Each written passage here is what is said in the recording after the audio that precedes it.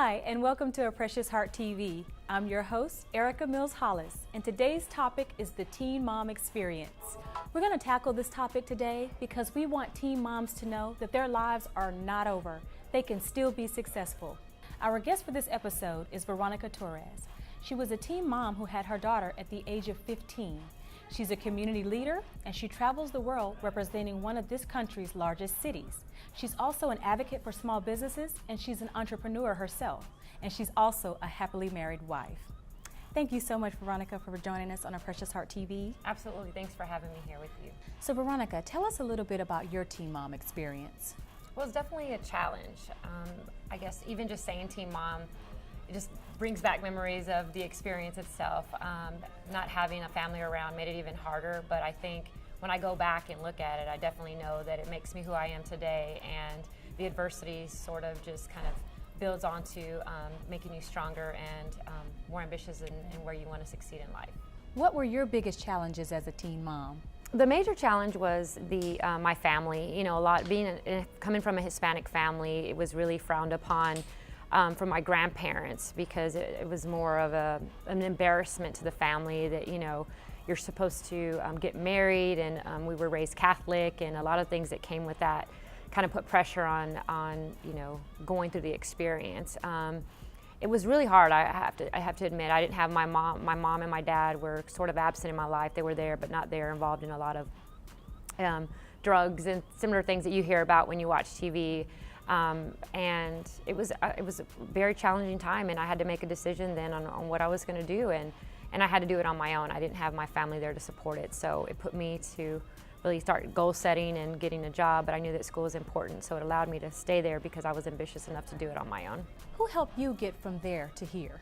My little girl's dad at the time, he and I were both kids, you know, we've known each other since 6th grade.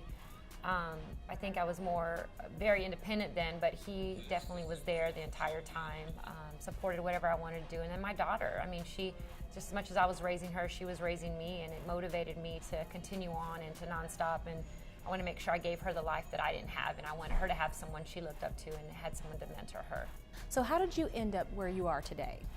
I have to say it's definitely a struggle, and I have to attribute that to some teachers in school. I think even being in high school, people thought, you know, oh, she's kind of checked off. She's not going to do things. But I can say I had about 3 teachers that really motivated me and mentored me into going to college and to continue on with my education. Again, in my family, none of them were advocates of school. I was the first one to graduate from high school, and my mother had a sixth grade education level, and I didn't really have any aunts or anyone to mentor me in my family, so I had to rely on people in the education system to do that. So what advice would you give a teen mom who thinks that this experience will limit her? Well, definitely that. I think that testimonials are very powerful, and I think that if I can speak my story and, you know, help them understand that I came from exactly the place that they're at now, or the community that you probably see most of them coming from, that they can do it, and it has to come from within, and it definitely has to have, you know, a connection to God and your spiritual self, because sometimes that's the only strength that you have. And I think that providing those testimonials and being an example, I think the more that I'm out in front of people, I like to say that I am a teen mom, because I think saying that sort of shines light on the opportunities, and that maybe a teen mom listening, or, you know, may have seen, could maybe just change one's idea of what the perception is. Right. What's on TV is not what we're shown now, and I think they just need to hear someone that looks like them, or comes from where they're coming from, and it speaks volumes. Exactly. Well, thank you so much, Veronica, for hanging with us today. I really appreciate it. Thanks for having me. Veronica taught us that teen moms can overcome their circumstances, and that you can have a bright future ahead of you. A Precious Heart TV wants to hear from you. You can find us on Facebook, Twitter, or send us an email and let us know, do you know a teen mom? What's her story? Thank you for joining us on this episode of A Precious Heart TV, where our goal is to touch the lives of teens through legacy, love, and tradition. I'm Veronica Mills-Hollis. See you next time.